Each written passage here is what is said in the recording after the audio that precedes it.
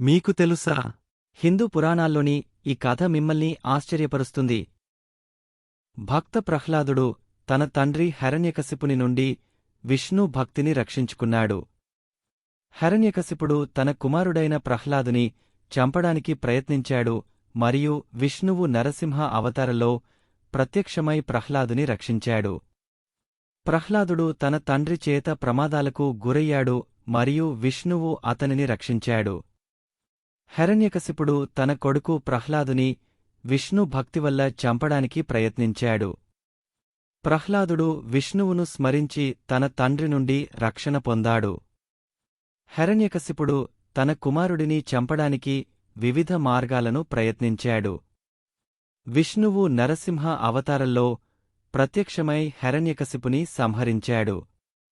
ప్రహ్లాదుడు తన విష్ణు భక్తివల్ల రక్షించబడ్డాడు మరియు నరసింహ అవతారాన్ని చూశాడు.